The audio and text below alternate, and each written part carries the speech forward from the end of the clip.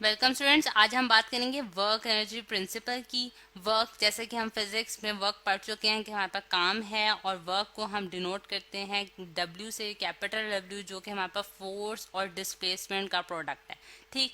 और फोर्स और डिस्प्लेसमेंट जो कि हमारे पास डायरेक्टेड डिस्टेंस होता है वो हमारे पास क्या कहलाता है, वर्क कहलाता है। और एनर्जी जो है स्टूडेंट्स हमारे पास क्या है कि हम जो हमारे पास जो एबिलिटी है काम करने की वो हमारे पास क्या कहलाती है, एनर्जी कहलाती है। अब एक प्रिंसिपल बनाया गया है जिसमें हम वर्क और एनर्जी को रिलेट करेंगे, क्योंकि अगर हम देखें तो जो वर्क है उसके यूनिट्स हमारे पास न्यूटन मीटर जो है वो जाउल के बराबर है, और एनर्जी भी हम जाउल्स में मेजर करते हैं। तो इस वजह से मतलब कि इन सेम यूनिट्स होने की वजह से मतलब कि ये हमारे पास एक मतलब कि यूनिट है इनके। और फिर उसके बाद अगर हम देखें कि हमारे पास जो वर्क है, यानी कि जब हम कोई काम परफॉर्म करते हैं, कोई काम करते हैं, तो हमारे पास उस बॉडी के अंदर कुछ ना कुछ एनर्जी जो है वो इंक्रीज होती है उसके अंदर, यानी कि उसके अंदर एबिलिटी बनती है काम करने की।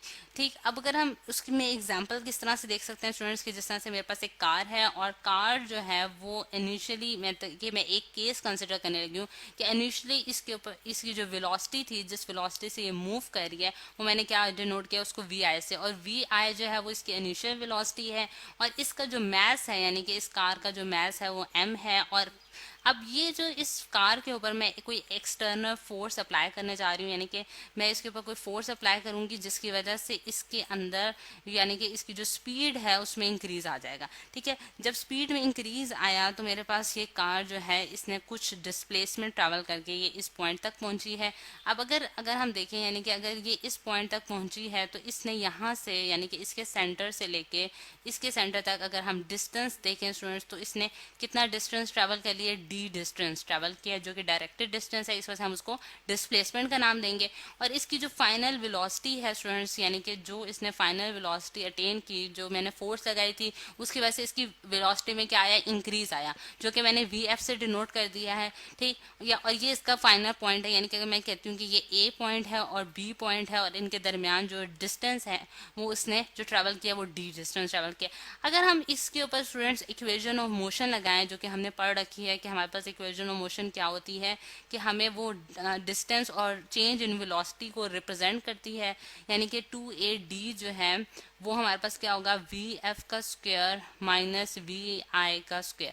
क्योंकि हम ये जानते हैं कि जब हमारे पास चेंज इन वेलोसिटी आई है, जैसा कि आप देख सकते हैं कि पहले हमारे पास इनिशियल वेलोसिटी ये थी और फाइनल वेलोसिटी हमारे पास ये है, तो इसकी मतलब क्या हुआ कि हमारे पास एक्सेलरेशन प्रोड्यूस हो रही है उसमें। क्योंकि हम जानते हैं कि एक्सेलरेशन क्या होती है हमारे पास, जब हमारे पास चेंज आता है वेलोसिटी में, यानी कि change change in velocity, velocity divided by time. ठीक है। वेलोसिटी डिवाइडेड बाय टाइम जो है वो हमारे पास क्या कहलाती है, एक्सेलरेशन कहलाती है। जिससे हम ये वाली जो इक्वेशन है, यानी कि हम इक्वेशन ऑफ मोशन कौन सी लगाएंगे, जिसमें हमारे पास एक्सेलरेशन, क्योंकि एक्सेलरेशन प्रोड्यूस हो रही है और डिस्टेंस और एक्सेलरेशन को जो है वो रिलेट करेगी चेंज इन वेलोसिटी के साथ। ठीक है। तो 2a_d is equal to V F का स्क्वायर माइनस वी आई का स्क्वायर। अब यहाँ से अगर मैं इसकी डिस्प्लेसमेंट की वैल्यू कैलकुलेट करूँ तो स्टूडेंट्स में 2a को उधर जो है राइट हैंड साइड पे जाके डिवाइड कर सकती हूँ इंटू वी एफ का स्क्वायर माइनस वी आई का स्क्वायर, यानी कि ये मेरे पास एक इक्वेशन बन गई जिसमें मैंने इक्वेशन 1 का नाम दे दिया है। अब अगर हम देखें स्टूडेंट्स के हमारे पास एक इक्वेशन जो कि न्यूटन्स ने हमें बताई थी, वो हमारे पास क्या आती है, न्यूटन सेकेंड लॉ, जो कि हमें ये कहता है कि फोर्स जो है वो डायरेक्टली प्रोपोर्शन टू एक्सेलरेशन है। यानी कि ये जो फोर्स आपने इस कार पे लगाई थी ये डायरेक्टली रिलेटेड किसकी होगी, एक्सेलरेशन की। यानी कि जितनी आप फोर्स लगाएंगे उतनी ही उस बॉडी में क्या प्रोड्यूस होगी, एक्सेलरेशन प्रोड्यूस होगी, यानी कि चेंज इन वेलोसिटी प्रोड्यूस होगी पर यूनिट टाइम। ठीक। और वो also related to its mass होगी। अगर हमारे पास मैस जो है वो ज्यादा होगा तो उसमें जो है हमारे पास मतलब कि मैस जो है वो अगर किसी बॉडी में ज्यादा होगा तो उस पर ज्यादा फोर्स हमें अप्लाई करनी पड़ेगी। लेकिन इस केस में क्योंकि हमारा मैस कांस्टेंट है, यानी कि उसी कार पे हम लगा रहे हैं, तो हम ये देख सकते हैं कि हमारे पास फोर्स जो है वो डायरेक्टली प्रोपोर्शनल टू एक्सेलरेशन है। ठीक। और डायरेक्टली प्रोपोर्शनल टू मैस भी है। ठीक। तो ये वाली इक्वेशन हमारे पास इक्वेशन 2 होगी। अगर मैं क्योंकि मैं वर्क डन की वैल्यू निकालना चाहती हूँ तो मैं क्या करती हूँ कि मैं इक्वेशन 1 और इक्वेशन 2 को आपस में मल्टीप्लाई कर देती हूँ। ठीक है। अगर मैं 1 और 2 को आपस में मल्टीप्लाई करूँ तो अगर मैं लेफ्ट हैंड साइड को लेफ्ट हैंड साइड से मल्टीप्लाई करूंगी स्टूडेंट्स और राइट हैंड साइड को राइट हैंड साइड से मल्टीप्लाई करूंगी। ठीक है। यानी कि यहाँ अगर आप देखें कि जो मैं इक्वेशन लिखने जा रही हूँ उसमें मैंने राइट हैंड साइड को राइट हैंड साइड से मल्टीप्लाई किया और लेफ्ट हैंड साइड को लेफ्ट हैंड साइड से मल्टीप्लाई किया, तो मेरे पास ये चीज़ बन गई।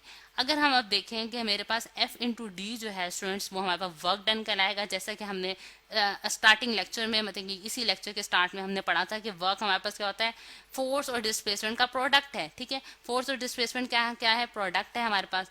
ठीक, तो हमारे पास क्या है, वर्क आ गया, यानी कि F इंटू डी हमारे पास वर्क है। और अगर मैं ए को ए से कैंसिल कर दूं, क्योंकि यहाँ भी ए है और यहाँ भी ए, जो कि एक्सेलरेशन है, तो मेरे पास जो इक्वेशन बनती है वो हाफ वी एफ का square into M minus half B I का स्क्वायर इंटू एम, यानी कि मैंने ये ब्रैकेट जो है इसको ओपन कर दिया। ठीक, जिससे मेरे पास जो इक्वेशन बनी है स्टूडेंट्स, जो फाइनल इक्वेशन मैं लिखने जा रही हूँ, वो हमारे पास बनी है हाफ एम वी एफ का square minus half M V I का स्क्वायर। ठीक, और ये मेरे पास क्या है, वर्क डन। यानी कि वर्क डन जो है स्टूडेंट्स, वो हमारे पास क्या बना है इस केस में, जैसे कि हम देख सकते हैं कि हमारे पास वर्क डन जो है वो ये हमारे पास क्या बनते हैं, हमारे पास काइनेटिक एनर्जी का फॉर्मूला जो कि हमने पढ़ रखा है, वो हमारे पास क्या होता है, हाफ एम वी स्क्वायर। ठीक है, हाफ एम वी स्क्वायर होता है। और ये हमारे पास वो एनर्जी है स्टूडेंट्स जो कि कोई बॉडी पोजेस करती है ड्यू टू इट्स, मतलब कि मोशन की वजह से जो बॉडी पोजेस करती है एनर्जी, वो हमारे पास क्या कहलाती है, काइनेटिक एनर्जी कहलाती है। तो ये हमारे पास स्टूडेंट्स क्या बन गई, फाइनल काइनेटिक एनर्जी, जिसे काइनेटिक एनर्जी और एफ लिख दिया मैंने, माइनस काइनेटिक एनर्जी इनिशियल। ठीक है, यानी कि final kinetic energy minus initial kinetic energy, जो कि क्या शो कर रहा है, चेंज को शो कर रहा है। यानी कि जब हम किसी फाइनल प्रोडक्ट में से इनिशियल प्रोडक्ट निकालते हैं, तो वो हमें क्या बताता है, चेंज बताता है। जिससे मैं ये कंक्लूड कर सकती हूँ स्टूडेंट्स कि हमारे पास जो वर्क डन होना बॉडी है, यानी कि जो काम हमने परफॉर्म किया है, वो इक्वल होगा किसके, चेंज इन काइनेटिक एनर्जी के। ये हमारे पास क्या है स्टूडेंट्स, हमारे पास क्या है, चेंज इन काइनेटिक एनर्जी है। क्योंकि चेंज मैंने आपको जैसा से बताया कि अगर हम फाइनल प्रोडक्ट में से इनिशियल प्रोडक्ट निकालेंगे, तो हमें कोई नेट प्रोडक्ट देगा, जिसे हम क्या कहते हैं, चेंज, यानी कि उसमें कितना डिफरेंस कितना आया है, डिफरेंस यानी कि माइनस साइन से हम निकालते हैं हमेशा। तो ये इससे हमें ये पता चलता है कि हमारे पास वर्क डन जो है वो किसके बराबर होता है, कि उतने उसकी काइनेटिक एनर्जी में कितना चेंज आया, यानी कि आप ये भी कह सकते हैं कि उसकी एनर्जी में कितना चेंज आया। और ये बेसिकली हमारे पास क्या कहलाता है स्टूडेंट्स, ये हमारे पास कहलाता है वर्क एनर्जी प्रिंसिपल। ये हमारे पास क्या कहलाता है, वर्क एनर्जी प्रिंसिपल। यानी कि जिस प्रिंसिपल के तहत हम जो है वो क्या कर सकते हैं कि हम एनर्जी और वर्क को आपस में रिलेट कर सकते हैं। अब क्योंकि यहाँ मैंने काइनेटिक एनर्जी की बात की है, क्योंकि हम लोगों ने कार की बात की थी और कार जो है वो मोशन में थी, यही चीज़ हम पोटेंशियल एनर्जी के केस में भी देख सकते हैं। कि जिस तरह से अगर मैं एक केस लेती हूँ कि जिसमें मेरे पास ये ग्राउंड है, ठीक है, ये मेरे पास क्या है, ग्राउंड, और ग्राउंड के ऊपर से मैंने क्या किया कि बॉल है मेरे पास स्टूडेंट्स, और बॉल को मैंने जो है वो ऊपर मतलब किसी फोर्स के जरिए मैंने उस पर फोर्स लगाई है और मैंने उसको उछाल के इस पॉइंट तक पहुंचा दिया।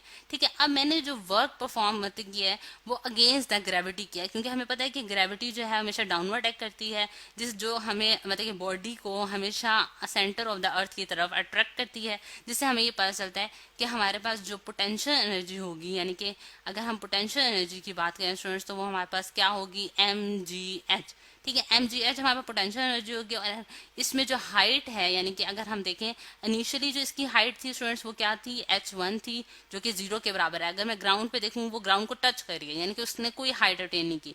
लेकिन यहाँ अगर मैं देखूं तो उसके पास हाइट जो है वो h2 है, जो कि यहाँ से यहाँ तक की हमारे पास हाइट होगी। ठीक, तो अगर मैं इस केस में भी देखूं स्टूडेंट्स कि जो मैंने वर्क परफॉर्म किया, यानी कि मैंने जो फोर्स लगाई और उसने इतनी डिस्प्लेसमेंट प्रोड्यूस की, तो वो किसके बराबर होगी, चेंज इन पोटेंशियल एनर्जी के भी बराबर होगी। यानी कि final potential energy minus initial potential energy. और फाइनल पोटेंशियल एनर्जी मेरे पास क्या है, mgh2 माइनस mgh1, यानी कि mgh2 माइनस mgh1 हो गया हमारे पास, जो जिससे मुझे पता चलता है कि फाइनल यानी कि इस पॉइंट पे उसके पास जो है वो ग्रेटेस्ट पोटेंशियल एनर्जी होगी। और यहाँ उसके पास पोटेंशियल एनर्जी की वैल्यू क्या होगी, अगर हाइट 0 है तो 0 होगी। लेकिन अगर फॉर एग्जांपल वो इस पोजीशन पे मैं उसको देख रही हूँ, क्योंकि हम हाइट हमेशा रेफरेंस से मेजर करते हैं। अगर आप ग्राउंड लेवल ये रख रहे हैं तो आपके पास इस टाइम हाइट 0 है, लेकिन अगर आप ग्राउंड लेवल चेंज कर देते हैं और उसकी बॉल की पोजीशन किसी और लेवल से मेजर करते हैं, तब आपके पास हाइट की वैल्यू कोई और हो जाएगी। लेकिन इससे हम ये कंक्लूड कर सकते हैं कि हमारे पास जो वर्क एनर्जी प्रिंसिपल है वो क्या बताता है कि हमारे पास वर्क जो है वो बराबर है चेंज इन एनर्जी के, यानी कि एनर्जी में कितना चेंज आ रहा है, काइनेटिक एनर्जी में आ रहा है या फिर पोटेंशियल एनर्जी में आ रहा है। इसी तरह ये तो मैंने एक बॉल की एग्जांपल ली, यानी कि ग्रेविटी के अगेंस्ट हम काम कर रहे थे, तो मैंने ये वाला फॉर्मूला यूज किया, जो कि हमें क्या बताता है ग्रेविटेशनल पोटेंशियल एनर्जी का। इसी तरह आप स्प्रिंग के केस में इलास्टिक पोटेंशियल एनर्जी की भी बात कर सकते हैं। ठीक है स्टूडेंट्स, तो ये है हमारे पास वर्क एनर्जी प्रिंसिपल जो कि आज हमने डिस्कस किया।